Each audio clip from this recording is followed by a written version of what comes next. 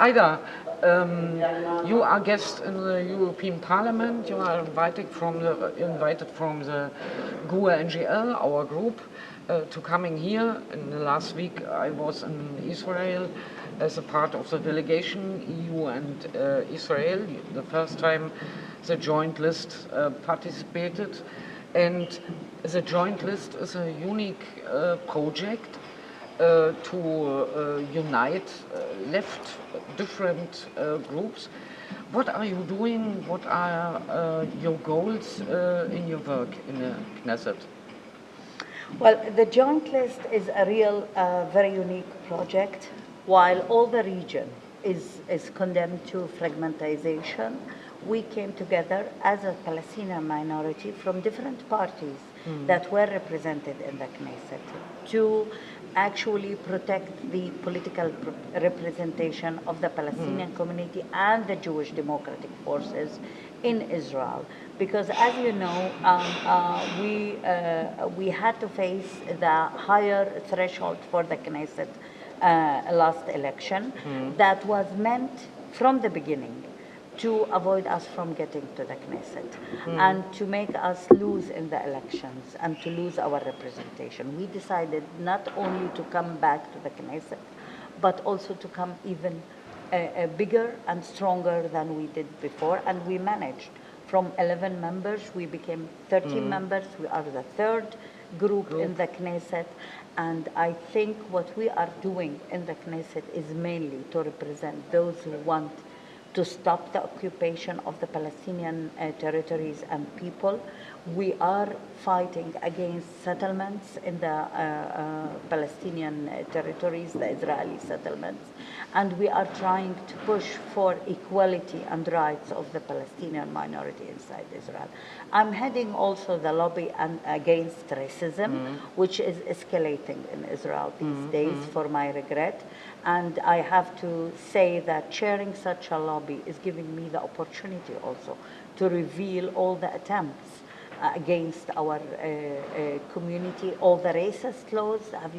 For example, do you know that 25 very racist laws has been promoted and legislated in the last Knesset? And now we are facing our main struggle, and that's why we came to Brussels, is the Jewish nation state law or bill that is promoted now in Israel that will legally turn us into a second-degree citizens, something that we will never accept.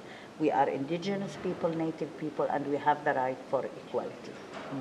When I heard the official mainstream from the Knesset, maybe in the last week, they told us you are only for the Arabic population.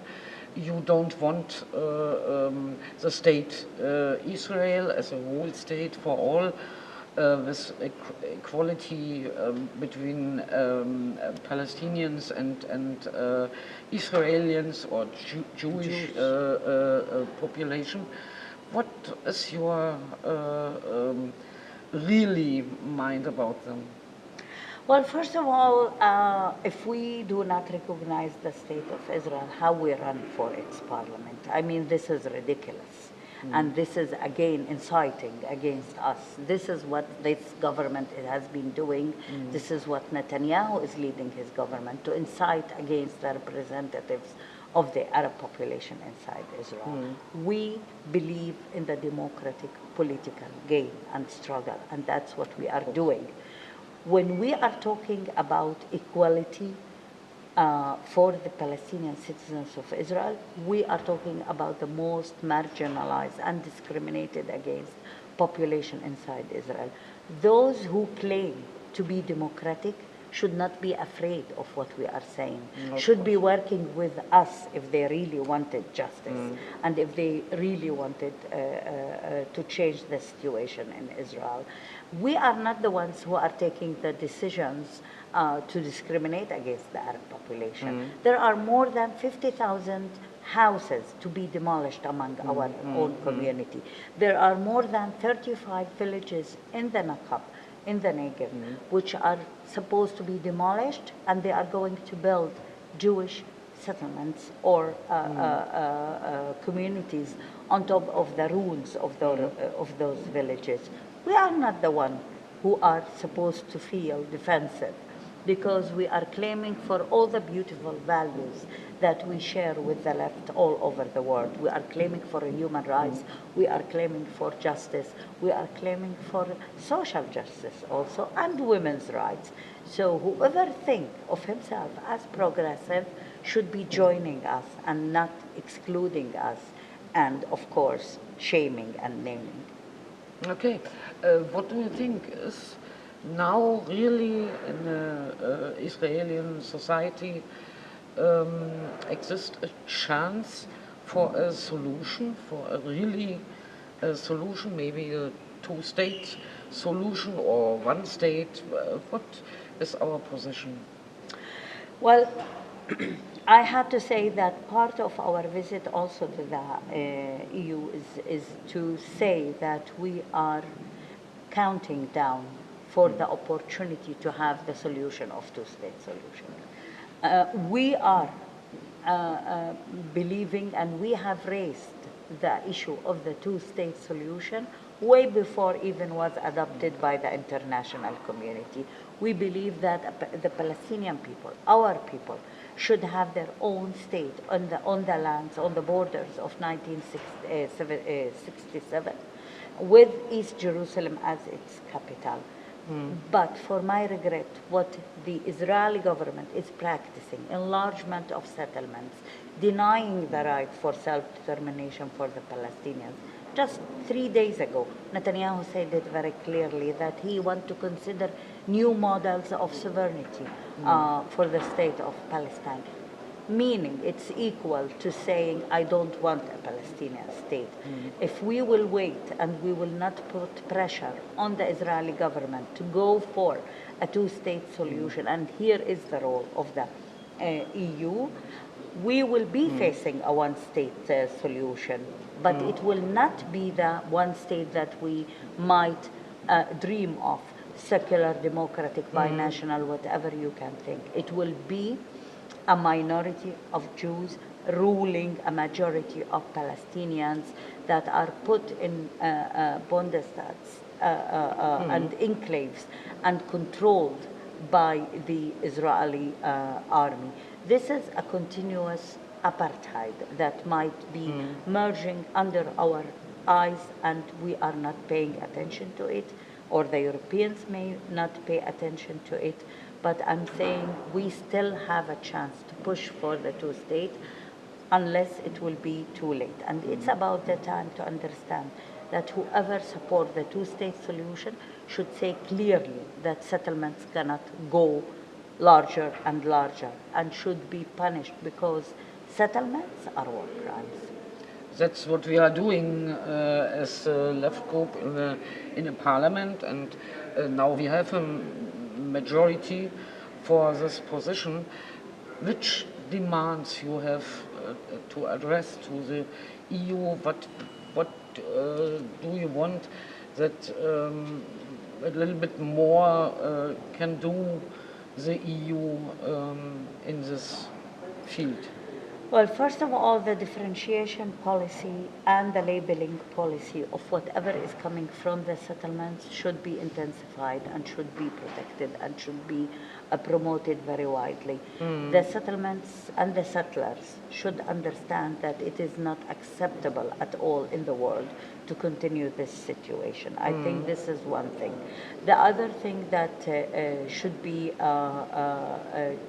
the EU should take a more active role in pushing for a kind of negotiations or for a political solution of the situation to end the occupation. The EU cannot wait till the American administration, Trump's administration, think of the ultimate deal. We cannot wait for that, because it won't be a just full solution for the Palestinian issue. And it's about time also. The EU have good ties and have an association agreement with Israel. And Article 2 of that agreement says, by your conditions, the EU conditions, that any government who is signing such an agreement with you should be obliged for human rights, protecting human rights. Please hold Israel responsible for that and ask the government how they are acting on these issues, and condition your relations to protecting human rights and minority rights. These are your standards. I'm only asking that the EU stand up for the EU standards.